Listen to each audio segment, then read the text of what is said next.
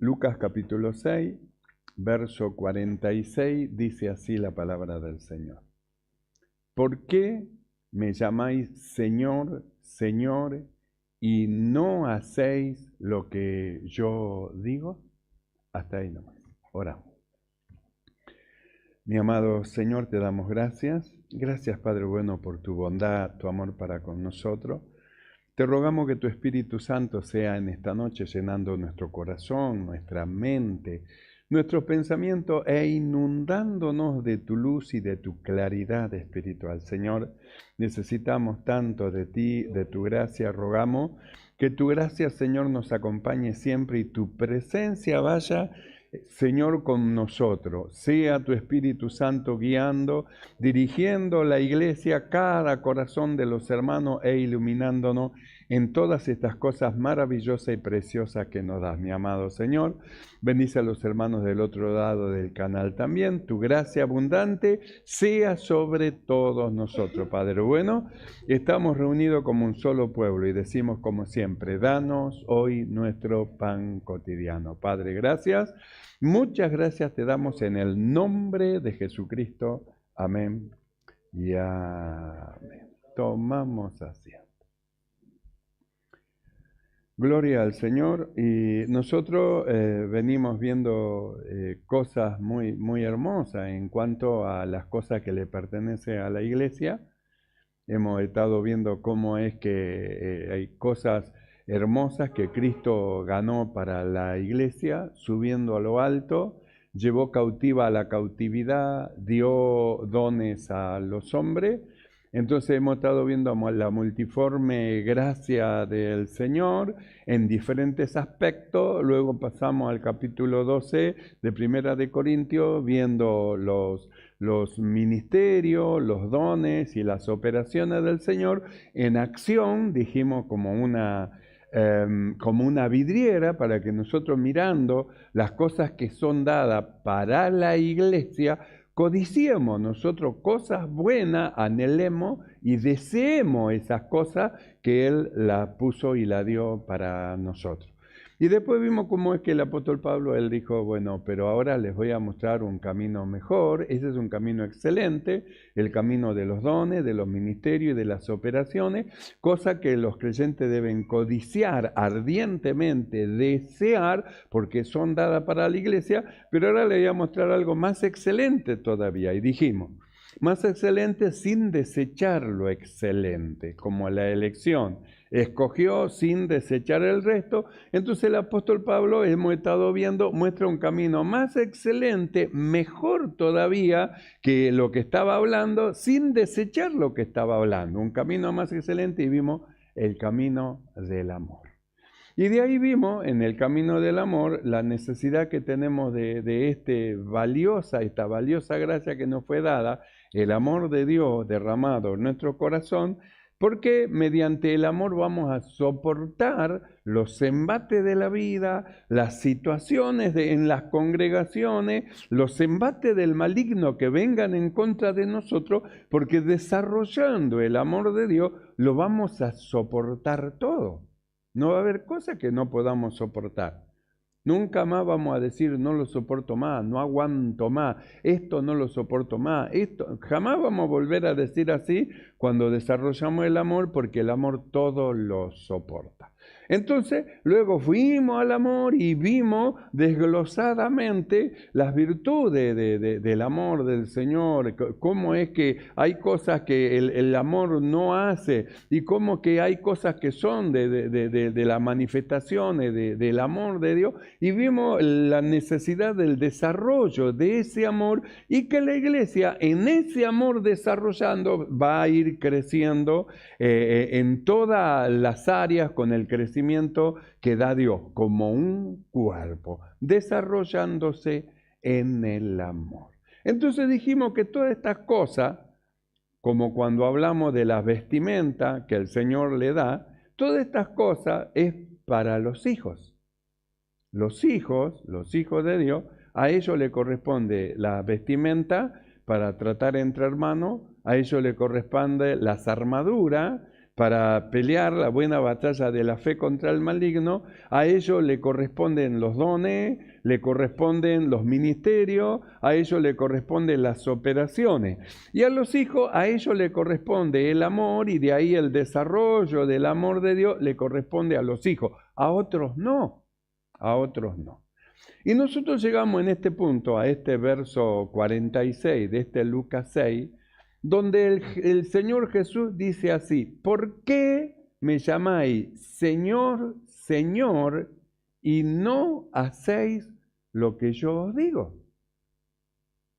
Entonces llegamos a este punto donde dice: ¿por qué me llamáis Señor, Señor? Porque nosotros podemos usar el título de Señor como un título, como alguien que dice: Señor, se le cayó la billetera. O en inglés, Mister, que significa Señor, podemos usarlo como un título, o podemos usarlo como una relación de un siervo y su amo, que le dice a su amo: Señor, mi Señor, donde le dice que mi vida está consagrada para ti, te pertenece y eres el Señor de mi vida. Es decir, yo no gobierno ya mi vida, no hago lo que yo quiero, sino que hago lo que mi amo, mi Señor, me manda a decir. Entonces Jesús dice acá: ¿por qué me llaman Señor, Señor, y no hacen lo que yo les digo? Me llaman Señor como si yo fuese su amo, pero el dueño de la vida de ustedes es ustedes. No me quieren hacer caso, no me quieren oír, me oyen y dicen: sí, sí, sí, Jesús es el Señor, pero van caminando y haciendo los designios de su propio corazón. Entonces el Señor dice: ¿por qué me dicen Señor si no soy el Señor de ustedes? No soy el Señor de ustedes. El que es Señor de alguien, ese Señor es su amo y le obedece a su Señor en todo lo que le manda. Por eso es el reclamo. ¿Por qué me dicen Señor, Señor? Y si yo soy el Señor de ustedes, ¿por qué no hacen lo que yo les digo? Entonces, como no hacen lo que yo les digo, manifiestan que no soy su Señor. Simplemente es un título que sale de la boca. Señor, un título, pero no el sometimiento como de un esclavo a su señor, a su amo, donde hace lo que su amo le manda hacer. Por eso, Jesús en este pasaje, él formuló una parábola justamente de aquel que oye la palabra de Dios y hace y lo que ocurre, y del que oye la palabra de Dios y no hace y lo que ocurre. Entonces muestra a uno que dice Señor, a Jesús como un título, Mister, podría decir, simplemente Señor de la boca, y que oye pero no hace como quiere, y otro que le dice Señor de dentro de su corazón porque es su amo, entonces lo escucha y obedece. Y muestra la consecuencia de la obediencia y de la desobediencia, porque nosotros dijimos que toda obediencia y desobediencia tiene consecuencia. Hay consecuencias. Según el camino que yo agarre, voy a tener consecuencias. Si agarro el camino de la obediencia al Señor, nosotros hemos estado viendo lo que le dijo el Señor a Josué: mira que te mando que te esfuerces. El libro de esta ley estará siempre en tu boca para que te vaya bien, para que todo te salga bien. Quiere decir que el camino de la obediencia es un camino que lleva a que las cosas le salgan bien. Pero el camino de la desobediencia es un camino que lleva a que las cosas no le salgan bien y siempre haya turbulencia y siempre haya desesperación. Y nosotros hablamos en una ocasión de que se llega a vivir una vida de infierno en esta tierra a causa justamente de la desobediencia. La persona es salva porque cree, pero la desobediencia lo lleva a tener siempre problemas, siempre situaciones, siempre discusiones, siempre pelea y a tener una vida de infierno justamente a causa de la desobediencia. Entonces Jesús en este pasaje le reclama y le dice: ¿por qué me llaman Señor? Como si yo fuese el amo de ustedes y no hacen lo que yo les digo. Porque si no hacen lo que yo les digo, entonces no soy el amo de ustedes, como ustedes me llaman Señor, sino que la palabra de ustedes de Señor es como la palabra mister o como Señor, se le cayó la cartera. Es decir, una palabra que no tiene sentido de autoridad para aquel que la expresa, que manifiesta un sometimiento debajo de su Señor, que es su amo. Entonces, lo bueno tiene consecuencias.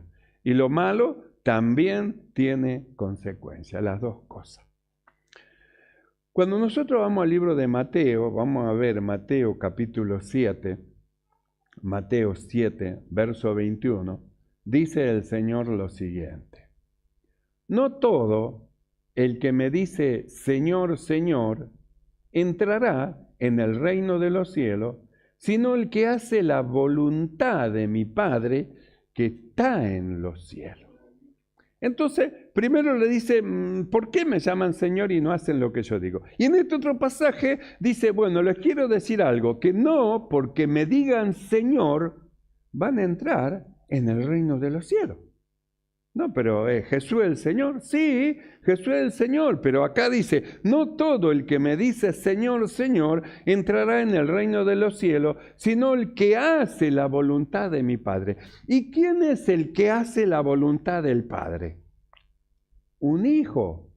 Un hijo obedece a su padre, entonces hace la voluntad de del Padre. Pero el que no es hijo no puede hacer la voluntad del Padre, no puede hacer. Entonces nosotros vamos a esto. Dice, no todo el que me dice Señor, Señor entrará al reino de los cielos, sino el que hace la voluntad de mi Padre. Jesús dijo bien clarito, Jesús habló justamente del nuevo nacimiento y dijo, de cierto te digo, que el que no naciere de agua y del Espíritu no puede entrar en el reino de los cielos, que el que no nace de nuevo no puede ver el reino de los cielos. Quiere decir que si no hay un nuevo nacimiento, no hay una vida espiritual, entonces sigue siendo una persona natural. Y una persona natural, por más que diga Señor, Señor, porque tiene un conocimiento de la voluntad de Dios, Señor, Señor, Señor, si no ha nacido de nuevo y no ha creído en verdad que Jesús es el Señor, simplemente dirá de boca Señor. Y Jesús dice, no todo el que me dice Señor, Señor entrará en el reino de los cielos.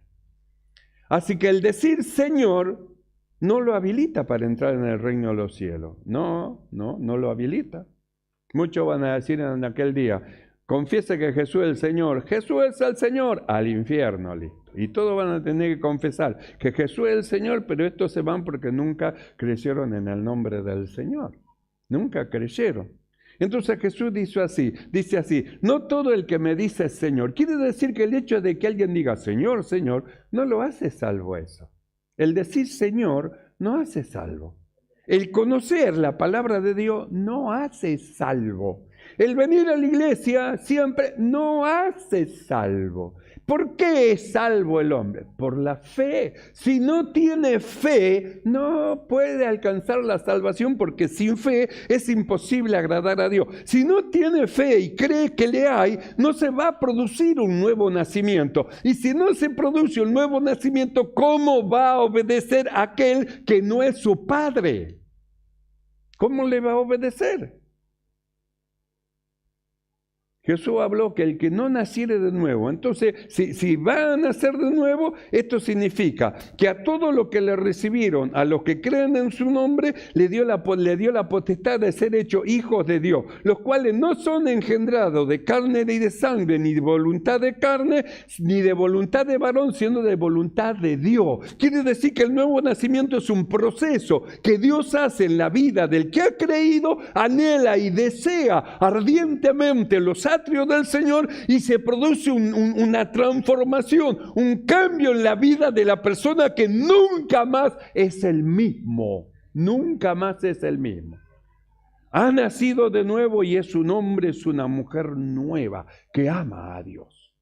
Entonces, como es un hombre, una mujer nueva, que ha nacido de nuevo, que ama a Dios, entonces tiene la capacidad de hacer la voluntad del Padre. Quiere decir que el decir Señor, Señor no salva, Sin fe es imposible agradar a Dios. Sí, pero yo recibí a Jesús. Bien, si confesares con tu boca y creyere, ahí entra en juego la fe, en tu corazón. Si confiesa con la boca y no cree en su corazón, ¿cómo va a ser salvo? Sí, pero yo confesé, esto también confesaban. Y Jesús le dijo, no todo el que me dice Señor, Señor, entrará en el reino de los cielos. No porque le digas Señor, ya lo hace salvo. No, tiene que ver la salvación con la fe, porque sin fe es imposible agradar a Dios, imposible.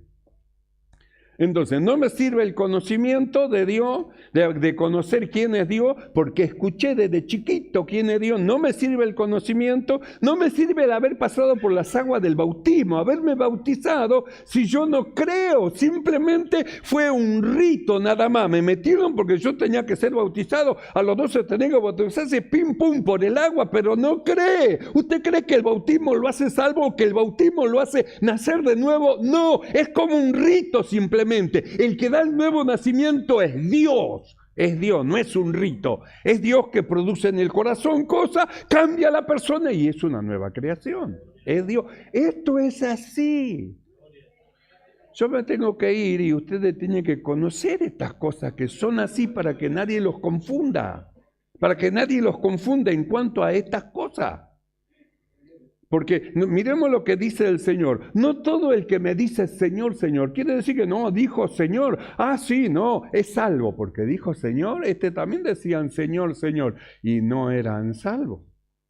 ¿Cómo va a ser salvo alguien que no tiene fe en su corazón y no cree en el Señor? Que Dios le resucitó de los muertos. No cree. Sí, no, él conoce que es el Señor. Los demonios también saben que y conocen a Dios y que Dios es uno. Y el mismo Satanás conoce la Escritura mejor que usted y mejor que yo. Le citó a Jesús las Escrituras.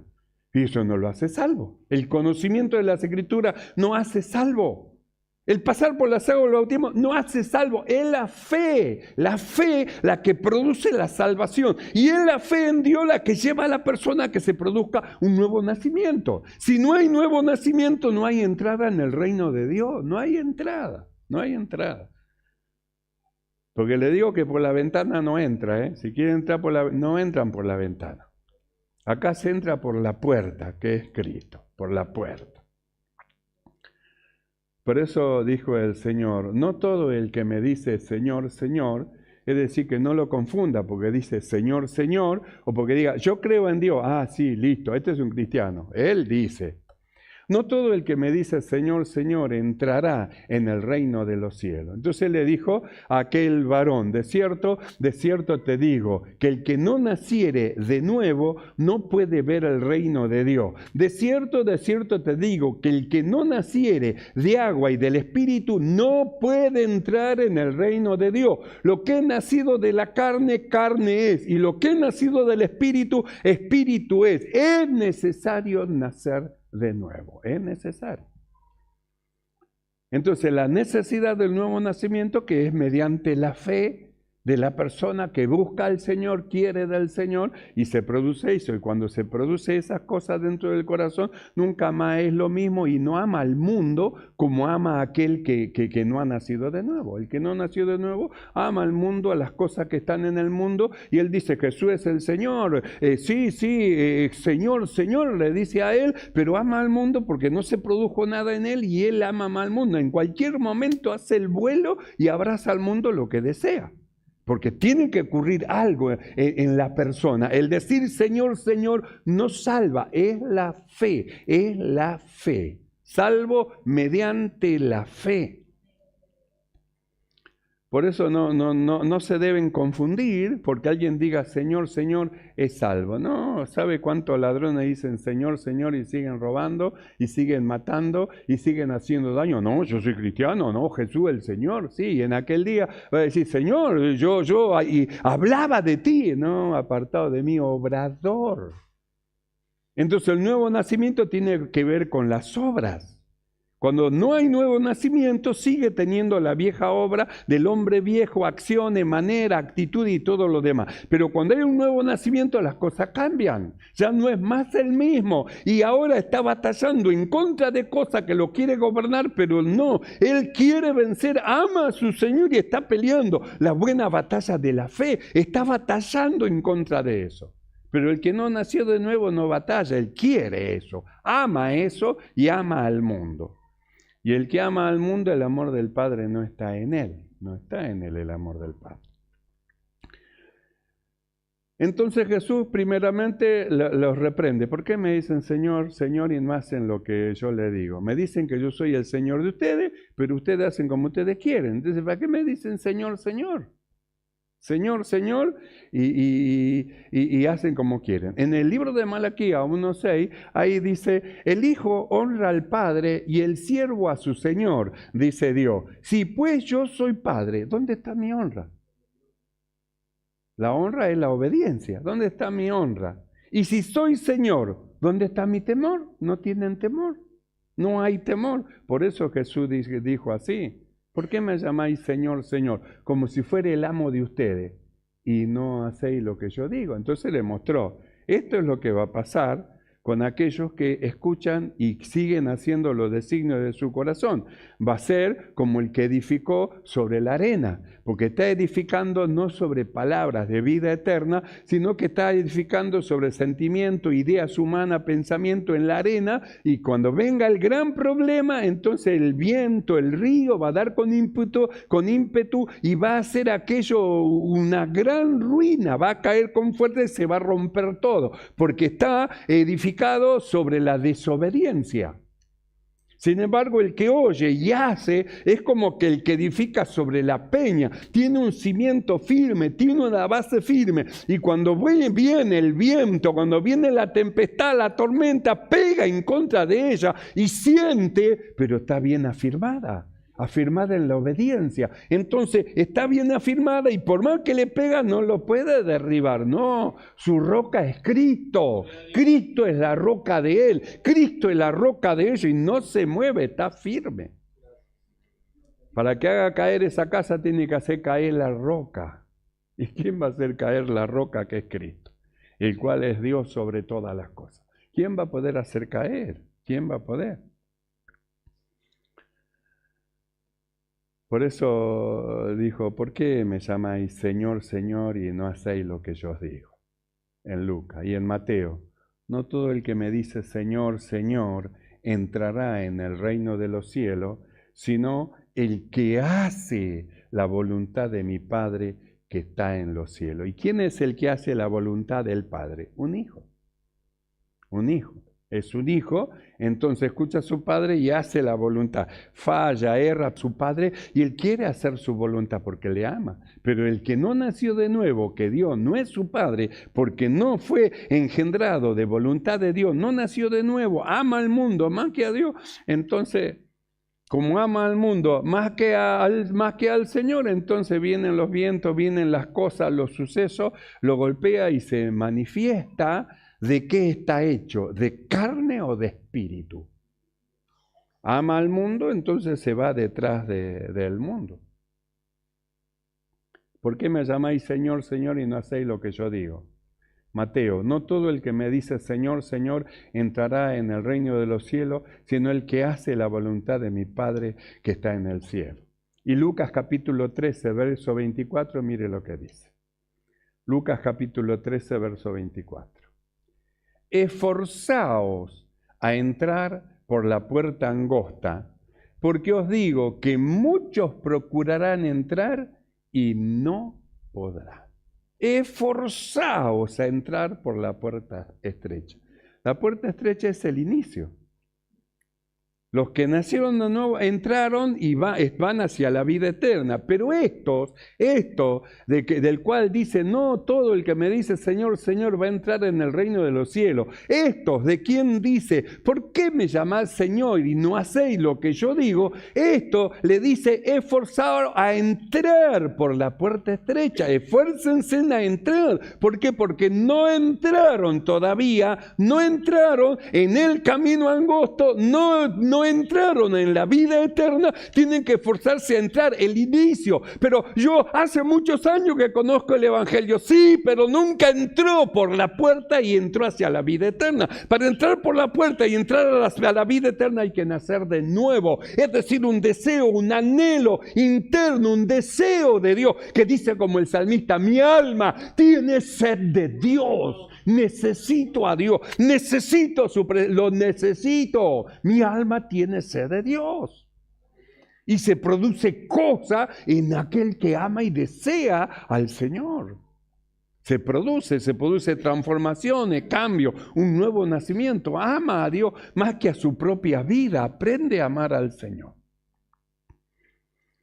Pero el otro que solo tiene conocimiento nada más de las verdades de Dios, tiene solo conocimiento, no tiene fe, participó de los ritos de Dios, no tiene fe, simplemente conocimiento, entonces el Señor le dice: esforzaos a entrar por la puerta angosta, porque os digo que muchos van a procurar entrar y no van a poder. ¿Cómo?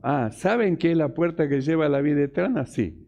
Y van a procurar por el conocimiento. No, tengo que confesar que Jesús es el Señor para ser salvo. No, yo tengo que confesar, no, me tengo que bautizar, porque van a procurar entrar. Por eso le digo, la confesión del labio sin fe no produce salvación. Y el rito del bautismo sin fe no produce salvación. La salvación es provista por Dios cuando el hombre cree en el Señor Jesucristo y lo recibe como su Salvador, y eso lo lleva al hombre a buscar a Dios y se produce un hombre nuevo, un nuevo nacimiento. El nacimiento de un hombre nuevo, creado según Dios en la justicia y santidad de la verdad. Entonces usted ahora ve un hombre diferente, una mujer diferente.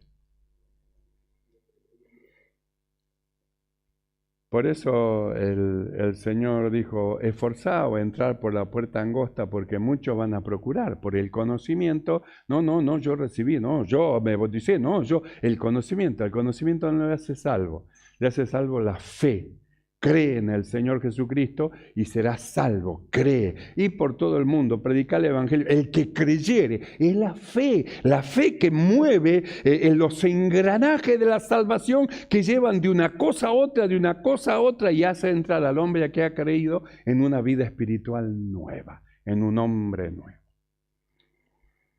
Por eso Jesús le dice: esforzaos a entrar por la puerta angosta, porque os digo que muchos van a querer entrar y no van a poder, van a querer. No, pero yo me voy a bautizar para entrar. No, pero yo voy a confesar: Jesús es el Señor, que es para entrar. Pero no tiene fe, por más que se esfuerce, no va a entrar. Es mediante la fe de creerle a Dios,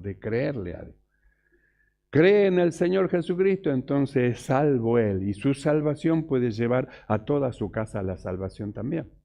Porque entra por medio de él el Evangelio a toda su casa. Le transmite a su hermano, al otro hermano, a su hijo, a su hija, a su padre, a su madre, a su nieto. Le transmite, a través de él entra la salvación a toda su casa. Porque la salvación es individual.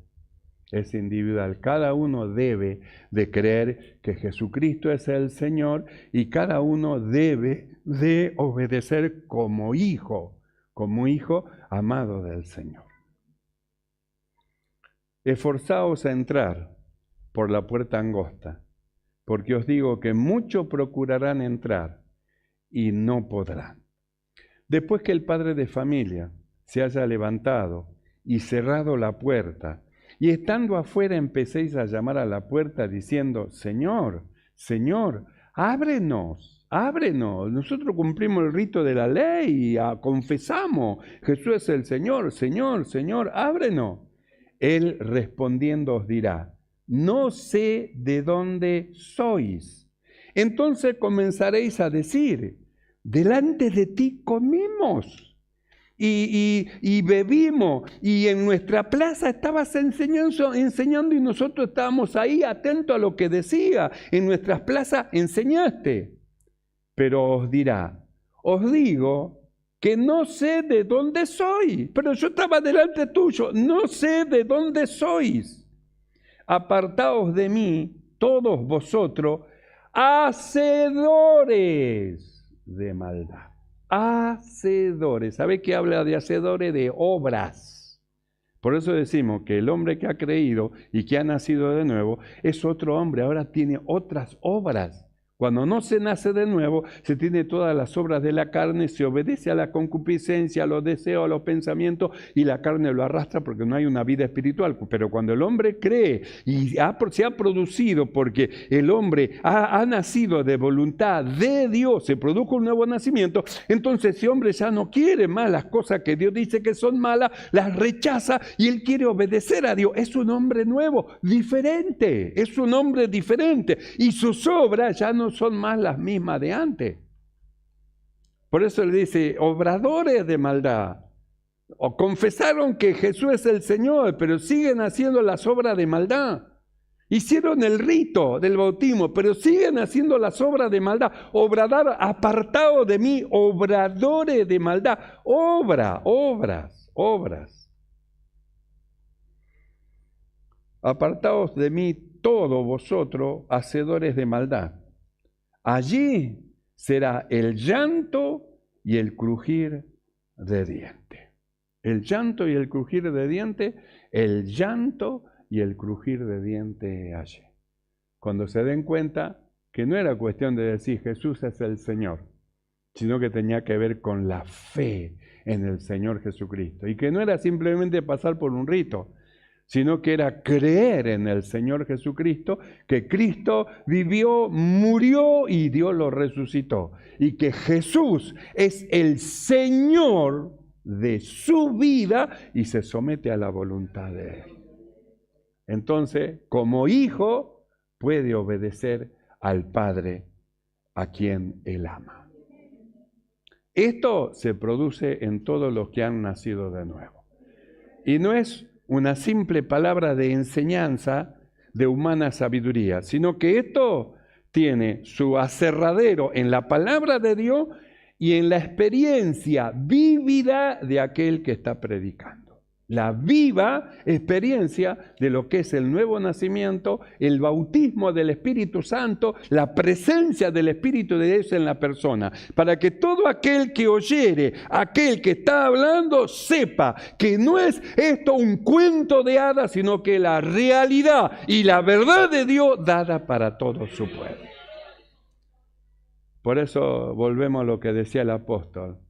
Procurad los dones espirituales, pero yo muestro un camino más excelente. ¿Para quién es esto? Para los hijos, los que creímos y hemos sido insertados dentro del cuerpo del Señor. Así que los que creen, den gloria a Dios y agradezcan al Señor por su bondad. Cerramos nuestros ojos y oramos al Señor. Cierre sus ojos un momento.